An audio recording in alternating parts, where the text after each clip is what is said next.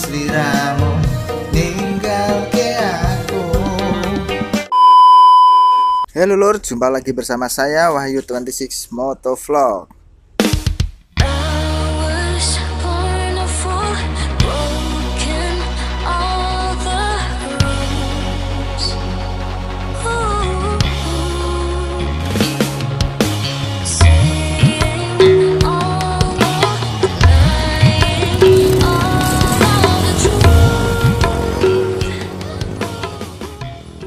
Jadi sebelumnya saya mohon maaf kalau misalkan saya jarang upload video ya. Jadi gini, hari Rabu kemarin aku itu mata saya tuh sakit, yang bagian kanan, tepatnya itu di apa ya namanya ya, ini loh, di kornea atau bagian hitam-hitam mata itu ada bercak putih kayak lecet gitu. Dan sejak hari Rabu sampai Minggu aku nggak kerja sama sekali, makanya saya nggak upload. Ya, jadi mohon maaf kalau misalkan saya jarang upload video. Moga-moga aja mata saya ini bisa kembali normal dan saya juga bisa update video setiap Senin dan Kamis. Oke, langsung saja yuk daripada kelamaan. Oh iya, satu lagi nih, aku mau pesan ke kalian nih, jangan lupa untuk kunjungin channel kakak saya, namanya Edi Asmarandana. Dia juga YouTuber pemula seperti saya.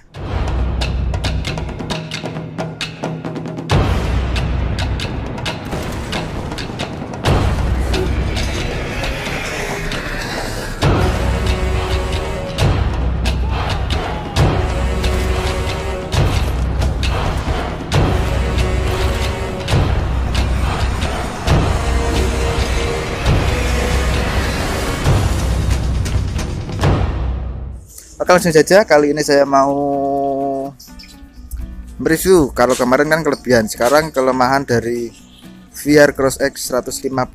Kita mulai dari depan dulu ya. Oke, dari depan itu ada spakbor. Untuk spakbornya saya akui cukup keren modelnya. Keren, ada aksen nih. Aksennya itu seperti berbentuk V. Enggak kelihatan ya. Bentar. Nah, aksennya tuh seperti V gini. Bagus menurut aku. Tapi ada satu kelemahan. Kelemahannya yaitu panjang dari spakbornya kurang panjang kalau menurut aku ya. Ditambah lagi dengan ukuran peleknya yang ring 19. Jadi nih tak kasih lihat nih, tuh kan. Udah tinggi kurang panjang pula. Jadi kelihatan gimana gitu. Oke, kalau untuk masalah model aku tidak mempermasalahkan. Tapi kalau misalkan posisi jenengan berkendara atau riding dalam keadaan kondisi jalan basah, saya kasih simulasi ya. Gini. Misalkan nih jenengan bannya ini kan muter ya kan. Muter ini posisi jalan basah, otomatis jenengan ngelewatin ya kan. Nah, airnya dari sini pasti muter ke atas sini ya, sini sampai sini, betul kan? Nah, sampai sini otomatis akan kena airnya, akan kena spakbor ya. Tapi di VR Cross 150 ini spakbornya itu kayak nggak ada fungsinya lur. Kenapa? Karena ya tadi panjang spakbornya itu kan terlalu pendek. Nah, ketika kondisi air sampai sini, muncratnya tuh segini lur, sampai ngelewatin spakbornya. Otomatis kalau misalkan jenengan jalan ngelewatin airnya kan ngelewatin spakbornya gini ya, kena angin muncrat sampai sini lur. Bahkan saya juga pernah coba kondisi kecepatan 80 km bahkan sampai ke muka saya. Makanya beberapa owner atau pemilik VR Cross 150 ini rata-rata spakbor depan itu diganti dengan CRF. Kenapa? Karena spakbornya itu lebih panjang segini kalau nggak salah. Tapi dia agak gini, modelnya gini, agak merunduk gitu. Kalau ini kan nggak terlalu merunduk ya. Kalau yang di CRF itu agak lurus gini terus agak menikung ke bawah. Jadi otomatis masih berfungsi untuk menghalangi cipratan airnya. Tapi kalau misalkan diganti dengan ban biasa atau ban supermoto mungkin enggak kali ya. Soalnya ini kan masih pakai ban tahu kotak. Itu yang pertama. Yang kedua kekurangannya apa ya? Oh, ini peleknya. Untuk Cross X150 dia menggunakan pelek besi. Tapi kalau misalkan jenengan pakai yang atau beli yang 200 ke atas, peleknya udah aluminium. Oke, lanjut. Untuk kekurangan yang selanjutnya tadi nomor berapa? Selanjutnya lah, kekurangan yang kedua itu dari kunci kontaknya. Untuk kunci kontaknya modelnya seperti ini. Dia polosan, nggak ada kayak tulisan VR-nya atau bahkan logo VR-nya nggak ada. Dia cuma polosan, entah kenapa nggak dikasih emblem. Mungkin untuk memangkas kos produksi juga mungkin. Tapi memang setahu saya untuk produk VR baik yang Cross X maupun yang roda 3 itu kayaknya emang polosan deh. Soalnya bapak saya juga punya sih motor yang roda 3 yang roda 3. Kemudian kelemahan yang selanjutnya dari speedometer ini ya, memang dia dikasih indikator percepatan dari gigi 1 sampai gigi 5 ada di sini semua. Tapi kenapa kok dari pihak VR itu tidak ngasih indikator bensin? Itu yang jadi pertanyaan. Oke, mungkin untuk memangkas kos produksi juga ya. Lanjut, untuk kelemahan selanjutnya dari tangkinya. Oke, untuk tangki VR Cross X150 ini dia menggunakan tangki kayak gimana ya, memang dia tangkinya terbuat dari plastik. Memang trail kan kayak gitu kan, supaya lebih ringan bobotnya. Tapi kalau kita lihat tangkinya itu kayak tangki trail basic, kayak misalkan motor Mega Pro misalkan lo ya, motor Mega Pro atau motor bebek dimodif seperti motor trail gitu. Tangkinya kan seperti ini, jadi dia tidak ada lubang kuncinya, jadi modelnya langsung diputer gitu tutup tangkinya. Mungkin untuk memangkas kos produksi juga. Oke, kita nggak mempermasalahkan ya, indikator nggak ada, tangki bensin seperti ini bentuknya. Jadi jenengan harus pinter-pinter mengira-ngira bensinnya itu mau habis atau enggak. Nah, lanjut untuk kekurangan yang selanjutnya ini bisa dikatakan cukup vital ya. Nah, jadi untuk rem depan itu enggak masalah, tapi yang rem belakang dia kan udah disc brake. Cuman untuk pengereman belakang itu kurang pakem. Kalau misalkan jenengan jomblo atau solo riding mungkin masih bisa kerasa, tapi kalau misalkan jenengan buat boncengan itu rem dari belakang itu kurang begitu pakem lah, kalau aku bilang gitulah. Oke, mungkin ini kan motornya kan masih standar, masih menggunakan ban tahu, otomatis daya cengkram antara ban dengan aspal kan kurang begitu ngegrip atau mencengkram lah, kemungkinan besar seperti itu penyebabnya.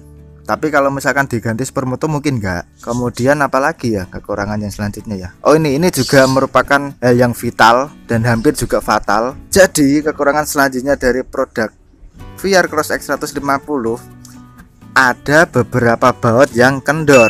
Oke, jadi kalau misalkan jenengan mau beli, sebisa mungkin dicek bautnya. Hampir semua baut dicek lah. Soalnya nggak kemarin sih, 1 minggu yang lalu setelah saya upload kelebihan VR ini ya, 1 hari setelah upload saya menemukan 2 baut yang kendor dan itu cukup vital. Jadi yang pertama itu baut ini yang pertama baut piringan cakramnya, ada 1 baut yang hampir lepas bahkan. Untungnya ketahuannya tuh dari bautnya kan hampir lepas, dia itu kena master kalipernya ini, jadi suaranya itu kayak tok tok tok tok gitu. Tak kirain ini paling ada kayak semacam ranting lah nyangkut di ban gitu. Ternyata setelah saya perhatikan, kok ada 1 baut yang hampir lepas. Setelah itu saya cek, saya kencengin yang belakang juga. Itu yang pertama. Yang kedua, kalau ini bapak saya sih yang nemuin. Jadi ketika bapak saya nyeteli kekencangan rantainya, kan motor ini kan nggak ada standar sampingnya, otomatis kan dari standar samping kan diangkat. Nah, saya bantu angkat motornya ke samping kiri gitu. Nah, setelah ban belakang diputar kan otomatis kalau misalkan diseteli kekencangan rantainya kan dicek kan apakah rantainya itu kekencangan apa masih kendor gitu kan. Ternyata swing armnya yang ini oblak lor. Nah, setelah bapak saya cek, ternyata letaknya di sini. Nih, ini letaknya tuh di sini. Ini apa itu namanya, as penghubung antara swing arm dengan bodinya. Kurang kenceng lor, asli kendor lor. Dan setelah dikencingin bapak saya udah nggak oblak lagi, dan itu cukup vital banget. Terus saya cek lagi baut-bautnya ini apakah ada yang kendor apa enggak, dan alhamdulillah saya cek udah kenceng semua. Oke, untuk kekurangan yang selanjutnya apa lagi ya? Oh ini finishingnya. Finishing dari VR Cross X 150 itu bisa dikatakan kurang bagus lah. Oke, kita ambil contoh ini ya. Ini untuk las-lasan oke, udah bagus.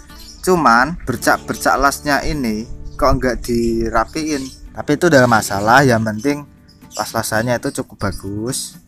Menurut aku cukup bagus, cuman hanya saja itu ada bercak lasnya ini loh, enggak dibersihin atau diamplas gitulah, main langsung tutup cat aja.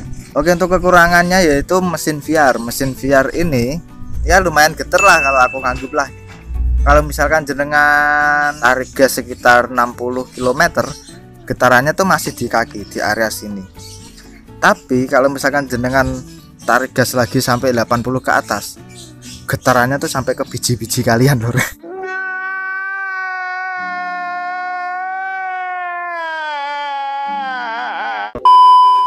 Serius, aku nggak bohong. Oke, mungkin kemungkinan getarannya itu dua. Yang pertama dari mesinnya, aduh panas. Yang kedua dari bannya, kan saya masih pakai ban tahu. Jadi untuk kondisi jalan di aspal itu kurang begitu nyaman lur. Asli kurang nyaman banget. Nggak cuma di VR doang sih, semua produk trail yang menggunakan ban tahu, kalau misalkan jalan di jalan yang agak jauh, otomatis tingkat kenyamanan kurang. Jadi kalau misalkan jenengan ganti ban yang supermoto mungkin agak lebih halus getarannya. Kan yang namanya ban tahu kan efeknya nanti kalau misalkan jalanan aspal itu memang agak geter. Soalnya motor saya yang satunya itu pakai ban tahu yang belakang, dan memang agak geter. Ditambah lagi getaran bawaan dari mesinnya, otomatis tambah geter lor.